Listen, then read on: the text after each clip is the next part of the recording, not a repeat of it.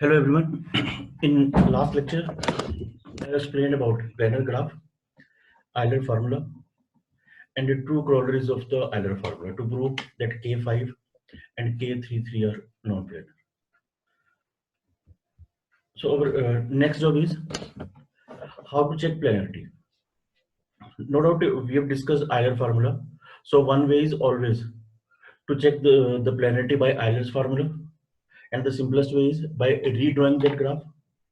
But do we have any some mathematical formula or some algorithm to show that a graph is planar or non-planar?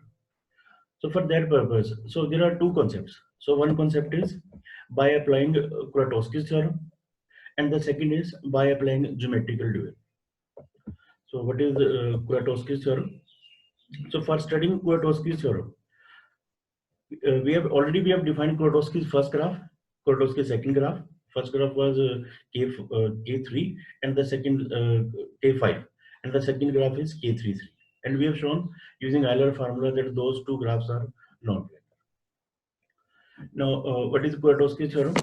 So it is based upon two concepts, two terms. So one term is what is meaning of edges in series, and the next is what is meant by homomorphic graphs. Now, what is edges? What is meaning of edges in series? So two edges having exactly one common vertex of degree 2 are said to be edges in series. So like in this graph, we can see this E5 and E6. So they are sharing this vertex. It is the only common vertex in these two edges. So that's why these edges are in series. Can you find any other pair of edges which are in series? So yes, it is E1 and E2. So these two edges are also sharing this vertex, and this vertex is of degree 2. So these two edges are also in series. But can we say E4 and E7? So these are edges in series? No. So E4 and E7. So they share this vertex, and this vertex is not of degree 2. So this E4 and E7 or E4 or E5. So these edges are not in series. Now, then comes homeomorphic. So what is meaning of homomorphic graphs? So similar to homomorphic, we have defined one more term, that is isomorphic graphs. But is somewhat different from that isomorphism. So when two graphs are said to be homomorphic graphs, two graphs are said to be homomorphic if one can be obtained from the other by the creation or by the deletion of edges in series. Means you can delete those edges which are in series, and then you can make one edge between these two vertices, like just like this E7. So E7, and this side it is E5 and E6. So E5 and E6. So these edges are in series. So we are combining these two edges in a single edge. So then these two graphs are homomorphic. So likewise, we have also combined these E1 and E2 edges. So E1 and E2 edges are combined, and then it is a new edge. So it is by deleting, you can say, one vertex, by deleting two edges and forming one edge. So these two graphs are homomorphic. And now, what is meaning of creation? So creation is, even we can create a vertex of degree 2, but that vertex of degree 2 that can't be created outside the graph. That can be obtained only by inserting vertex of degree 2 in the already existing graph. So like we can see these examples. So previous examples were by uh, the second deletion of edges, and the next example is by creation. Now you can see this graph, and just focus on this graph. So we see G1 and G2. So they look similar. So what is similarity in these two graphs? So this, it is AB, it is also CDF. Now if we see AC, so here AC, in between there is one vertex F, and then from C to B there are two vertices G and H. Now these two graphs are also homomorphic. So why these graphs are homomorphic? Now these are obtained by this process, by inserting a vertex of degree 2 in the already existing edge. So like it is AC. So first we have removed this AC, then a vertex F is inserted, and then these two are combined. So likewise in CB, so we have inserted two vertices. So two vertices of degree 2. But these are these vertices are inserted in the already existing edge. Then, so what is the role of this homomorphic and edges in series in Kuratowski's theorem? So there was one result. That result was that K33 and K5. So these are not planar graphs. So we have proved these two results on the basis of Euler's formula. Clearly, a graph is not planar if it contains either of these two graphs as subgraphs. If these two graphs are present in any graph, then these graphs are not going to be planar at any stage. But surprisingly, there is one more result. So that result is all non-planar graphs must contain a subgraph that can be obtained from K33 or K5. So using some permitted operations. So differentiate these two statements. So one statement is if a graph is containing a subgraph which is K33 or K5, then that graph is a non-planar graph. Then the next is if you're seeing any non-planar graph, so this statement says that these non-planar graphs must contain a subgraph that can be obtained from K33 or K5 using some permitted operations. So what were those permitted operations? So it could be an incident that these two permitted operations are those operations which are allowed in making graphs homomorphic. That means by insertion or deletion of those parallel edges. And finally, that Kuratowski provided this famous result. That result is a graph is non-planar if and only if it contains a subgraph which is homomorphic to K33 or K5. So there is slight confusion in this result. This result is not that a graph is non-planar if and only if it contains a subgraph which is K33 or K5. Rather, it is saying it is a non-planar if and only if it contains a subgraph, and that subgraph is homomorphic to K33 or K5, not necessarily K33 or K5, but it is only homomorphic to K33 or K5. Now I'm taking one example.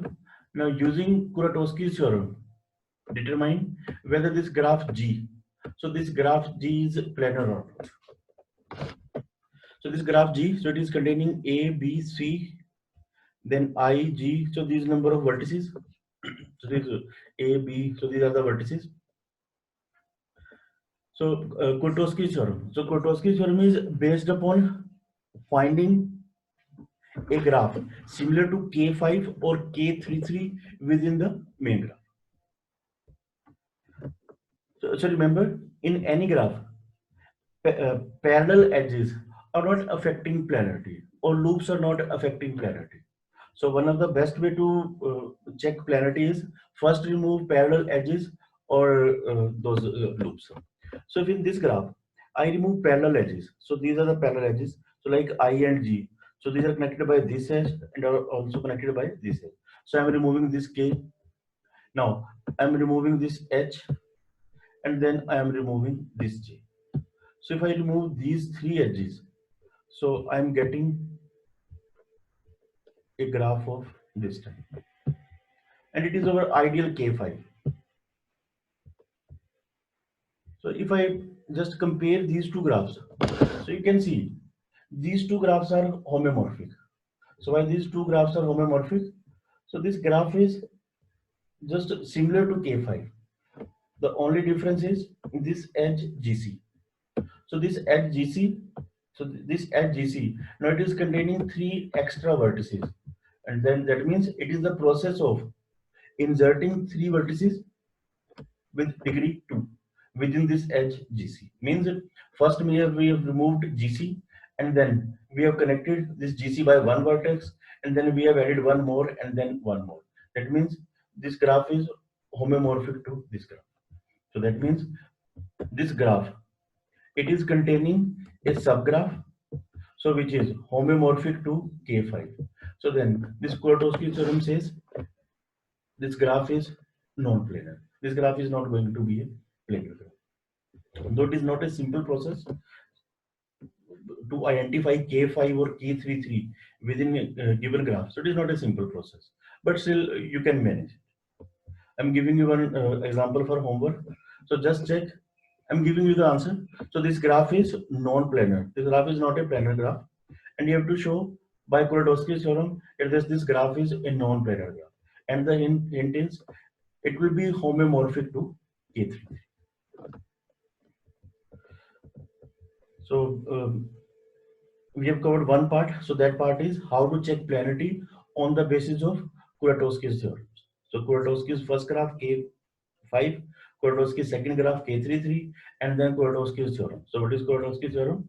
So Kuratowski's theorem says a graph is non-planar if and only if it contains a subgraph which is homomorphic to K33 or K5.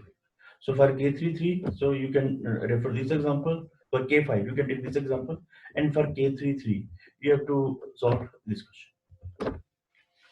The second way to check planarity is by making dual of a graph. So this statement is a graph has a dual if and only if it is a plane. That means a graph is a planar if that graph possesses a dual. Graph possesses its dual. Normally, we don't apply this theorem for checking planarity, but this dual concept, so it is also used in coloring of graphs in next topics. So I think we must learn. So what is meaning of dual of a graph? So I'm just explaining dual of the graph. So this one is the given graph, and the job is to find a dual of this graph. Now, what is meaning of dual? So for drawing dual of the graph, you have to follow these three instructions. So first is if two regions in the given graph, if two regions are adjacent, draw a line joining these 2 points that intersect the common edge. It is 1 point. Then the second point is if there is more than one edge between Fi and Fj, then draw one more line. That means for parallel edges. And the third point is if an edge is lying entirely in one region, then draw a self loop at the point. We have to see this process. So it is the given graph, and the job is to find its geometrical dual. So this graph is containing this 1, 2, 3, 4, 5, and this unbounded region 6. So this graph is containing 6 regions. So again, we have drawn the same graph. Now, and we are following first instruction. If two regions are adjacent, then we are drawing a line or we are drawing a curve joining the points inside those regions. Means first we are placing 1 point in every region, and then we are adding these points by a curve. So corresponding to this region, so there is 1 point P1. So this point, it is your P1. Then corresponding to this region, you can say R2. So there is one region point P2. So here is point 2. Then corresponding to this region, so there is point P3. So it is our third point, and then it is fourth, it is fifth, and then it is sixth. So corresponding to these 6 regions, so first we have assigned these 6 points. Then we are following instruction number 1. If two regions are adjacent, then we are connecting these points by an edge. Now just see in this P1 and P2. So these two regions are adjacent regions. So they are sharing this boundary. So we have to connect this P1 and P2 point by one edge passing through this common boundary. So this one is our P1 and this one is our P2, and we are connecting these two vertices by this edge. This P1, it is sharing its boundary with P2 P4, and then P6. So you can see this P1 is having one edge with this graph, with this vertex, then it is having one edge with this P6, and it is having one edge with this P4. And the next point is this edge. So this edge is lying entirely in this P1, in this region. So it is for last line. So if an edge is lying entirely in one region, then a self loop will be against that point. So this self loop is also. So that's why degree of P1. So degree of P1. So it is now 4. So 1 because of P2, because of P3, 1 because of P4, and then its degree is 5 because loop is contributing 2, but the edges are 4. So 1, 2, 3, and then this. So likewise, you can start from P2. So P2 is sharing its boundaries with P1, with P3, and P6. So P2 to P3. So they are sharing only one edge. Yes, one edge is there. Between P2 to P1, already one edge is there. Now see the difference in P2 and P6. So there are two edges. So two edges are sharing the boundaries between these two regions. So corresponding to these two edges, so there should be two parallel edges. So these two, this edge and this edge. So these two edges are the parallel edges between this sixth and this second.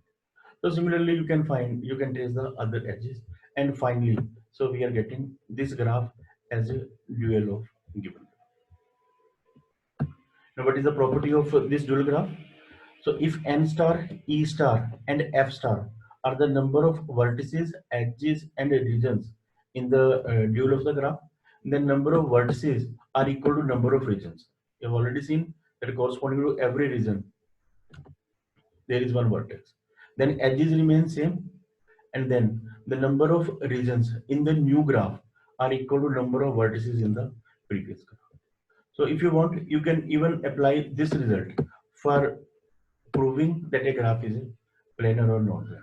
Using this result, a graph has a dual if and only if it is a planar graph. So with this, so we are closing this first part. So that part starts from planarity, Euler's formula, its corollaries, then Kuratowski's theorem, and then dual of a graph. Now the next concept is coloring of a graph. So what is meant by graph coloring? So the problems related to coloring of maps of regions, such as maps of part of the world, have generated many results in the graph theory. So given one map, and you can see, so we have colored the different regions of these maps. Can you find the phenomena behind coloring these regions of the map? So if you see, so these two colors are different. These two colors are different. These two colors are different. But these two colors are same. Means the regions with a common border are assigned different colors. So these two are sharing one border. These two are sharing. These two are sharing. This color is assigned to this region, but this color is not assigned to this color. So that is the basic, you get the concept of coloring the regions in the map. So each map in the region, so now we are clubbing this concept with the graph theory. So each map in the region can be represented by a graph. So we are taking one question of this type of map. So this map is containing A, B, C, D, E, and F. So these type of regions. So we are converting this problem into problem of graph theory, and this problem of coloring a map, coloring of regions of map, so can be converted into a problem of coloring of vertices of a graph by drawing dual of the graph. So we have just learned how to draw a dual of the graph. So we are replacing every region by a point, and then we are replacing these neighboring neighboring regions by the vertices and the edges. So like A and B. So A and B, A and C, A and D. So they are sharing boundaries. So this A is connected with B, A is connected with C, A is connected with D. That means first we are taking vertices. So vertices are representing regions, and then the borders. So borders are representing connections. So like there is no border between A and E. So A and E are not sharing any boundary. So there is no connection between A and E. There is no direct connection, direct edge between A and E. So that is the dual of this graph. Now can you explain the problem of coloring of maps? How we have converted this problem of coloring of map into coloring of vertices of a graph? This this problem of coloring of map, coloring of regions of map is now quite similar to coloring of vertices of the graph. So we can redefine this process. So what is the meaning of coloring of graph? So coloring of graph means assignment of colors to different vertices so that no two adjacent vertices are assigned with the same color. So that is the basic phenomena of coloring of vertices. The one way is you can use number of colors equal to number of vertices. So like here we have 5 vertices, so we can use 5 colors and we can assign these 5 colors for coloring these vertices. But we should optimize this number. So the term is chromatic number. So what is chromatic number? So chromatic number of a graph is the least number of colors needed for coloring of the graph. And it is not simply equal to number of vertices. We should optimize. So what is the minimum number that can be minimum number of colors? So that can be used for coloring the vertices of a graph. So that number is called the chromatic number. So I've given one example. So the point is find chromatic number of this graph. So how many vertices are there? 1, 2, 3, 4, 5, 6, and 7. So one can say yes, 7 colors are required for coloring the vertices of this graph. But the point is, what is the chromatic number? So chromatic number means, so what is the minimum number of colors required to paint the vertices of the graph so that no two adjacent vertices are assigned with the same color. So we are starting from vertex A. So this vertex A, so it is assigned first color. So that first color is red. Now what is 1, 2, 3? So this A is connected with 3 more vertices, with C, with B, and then with G. That means this red color, so it cannot be assigned to B, G, or to C. But this color of this vertex A can always be assigned to this vertex, or this vertex. So we are assigning the same color to this vertex. But now, can I use the same color for coloring these two vertices? No, because these two vertices are adjacent to D. So yes, we have used red color for coloring these two vertices. So these two vertices are not adjacent, so it is fair to use red color, the same color for painting these two vertices A and T. Then comes B. So we have to use a next different color. Now degree of B, it is 1, 2, 3, and 4. D and A. So these are already assigned the color. It is red color. Now, can we use a blue color for E, for C? No. We can't use this blue color for these two because these two are adjacent to blue. Now see the vertices which are not adjacent to blue. So not adjacent to blue are this brown, this G vertex, and then this vertex. So then we have to use one option only. So we are using blue option for coloring this vertex. So till now, so we have used 2 colors and we have painted 4 vertices. So it is B and B blue. Now can we use blue color for this vertex? No, because this vertex is now adjacent to this vertex. So these are the two. Then B. Now we are C. So this C. So it is our third color. So its degree is 4. So I have to use different color, different from blue, red, and then this blue. So we prefer third color. So the third color is say green. Now we have to paint the other vertices. So we have to optimize this number. Now see the possibility of other vertex which can be painted with green vertex. So green vertex either can be used here or it can be used here. So I have used green here. Now the last option is to paint this vertex brown. So we have to use some different color. So it is this brown. So you can count 1, 2, 3, and then this 4. So chromatic number of this graph, chromatic number of this graph is 4. So there are some well-known graphs like complete graph Kn, then this circuit or cycle Cn. Can you estimate? Can you guess what is the chromatic number of Kn? So what is Kn? So Kn is a graph so which is connected with every other vertex. So like if it is K4, so it is 1, 2, 3, and 4. So this vertex is to be connected this side, and this vertex is also to be connected on this side. So if we see K5, so I've given example of K5. So this K5, so if we apply that concept, so we can see, so number of colors, so it is equal to number of vertices. So 5 colors are required because every vertex is connected with the remaining vertices. So chromatic number of Kn, so chromatic number of Kn, so it is equal to n. The next is chromatic number of Cn, so Cn is cycle. So there is an interesting result for Cn. You can verify these results. So in Cn, if n is even and if f is odd. So if n is even, only 2 colors are sufficient. You can assign alternatively these 2 colors, red, blue, red, blue, red. So then its chromatic number is 2 when n is even, and when n is odd, then we need 3 colors. So it is, we have shown it for 1, 2, 3, 4, 5, and 6 and 5, but it is a general result. So what is the general result for Cn? If n is even, then its chromatic number is 2, and if n is odd, then its chromatic number is 3.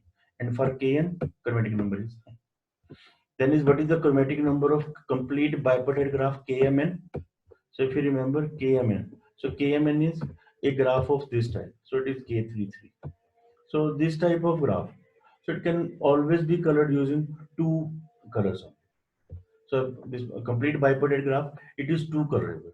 So on this side, these edges are not connected with the other vertices, ABCs. There is no connection amongst these vertices. So these vertices can be painted with first color, and these vertices can be painted with the another color. So chromatic number for the complete bipartite graph is 2. So let me summarize. So what is graph coloring? So graph coloring is assignment of colors to the vertices so that the adjacent vertices are not assigned the same color. And the minimum number is called chromatic number. Chromatic number of Kn, it's n. Chromatic number of Cn, it's 2 if n is even, it's 3 if n is odd. And chromatic number of Kmn, it is a complete bipartite graph. So chromatic number of Kmn, it is 2. Now I'm taking one important application of this graph coloring. So like we have seen, so one student is appearing in regular examination, is also appearing in some backlog examination. So how to schedule these type of examinations? The problem is, how can the exam at the university can be scheduled so that the no student has 2 exams at the same time? The problem is, there are 7 courses, and these courses are numbered from 1 to 7, and these are the combinations. Course number 1 and 2. So course number 1, it is sharing students with second course, third course, fourth course, and seventh course. Means you can schedule these 4 courses at the same time. Similarly, course number 2, it is having clash with third, having fourth, fifth, and then seventh. Course number 3, it is having clash with fourth, sixth, and seventh. 4 with 5, 6. 5 has clash with 6 and 7, and 6 has clash with 7. So one of the ways, just schedule these examinations on 7 different days. So 1, 2, 3. But then, how can we optimize this number? And what are the minimum days, or what are the minimum time periods which are required for scheduling these examinations? So this graph coloring, so it can help us in scheduling examinations of these 7 courses. So these are the 7 courses. So we are making one polygon with 7 vertices. So it is 1, 2, 3, 4, 5, 6, and 7. So these are numbered as 1, 2, 3, 4, 5, 6, 7. So these are showing the course numbers. 1 and 2, 1 and 3, 1 and 4, 1 and 7. So these are having clashes. So one is sharing an edge with 2, one is sharing edge with 3, one is with 4. First we have assigned 7 location, 1, 2, 3, like this. And then we are making edges. So the edges are between 1 and 2, 1 and 3, 1 and 4, 1 and 7. Because of this line, so 1, 2, 1, 3, 1, 4, 1, 7. So there is no clash between 1 and 5. So there is no edge between 1 and 5. Similarly, from 2 and 3, 2 and 4, 2 and 5, likewise. 3, 4, 3, 6, 4, 5, 4, 6, 5, 6, 5, 7, and then 6, 7. So that means this problem, it is now being converted into a graphical problem in this.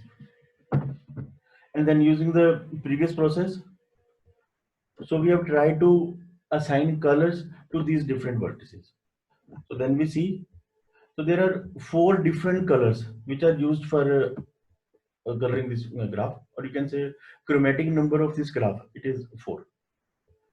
So then red is on this side, 1 and 6. That means there is no clash in 1 and 6. So it is slot number 1. Then color number 2, it's blue. So it is for 2 only.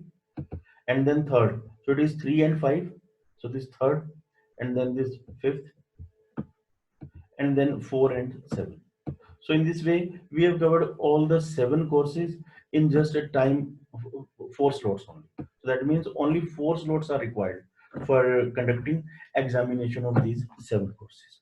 So you can find some other applications of graph coloring also. Quite similar to this vertex coloring, there is another concept. So concept of edge coloring. So as this name suggests, so what is meaning of edge coloring? So an edge coloring of a graph is an assignment of colors to the edges so that the edges incident with the common vertex are assigned the different colors. Means these two edges are to be assigned the different colors. So this edge chromatic number of a graph is the smallest number of colors that can be used in the edge coloring of the graph. So I'm giving you these two problems. So try to find edge chromatic number of these two. So it is quite similar to your vertex color. And then there is one theorem. So try to prove this theorem. So this theorem is prove that every tree with 2 or more vertices, it is 2 chromatic. And is the converse true? So discuss this part. So starting from planarity, dual, graph coloring, chromatic number, and then important application, and then no doubt it is edge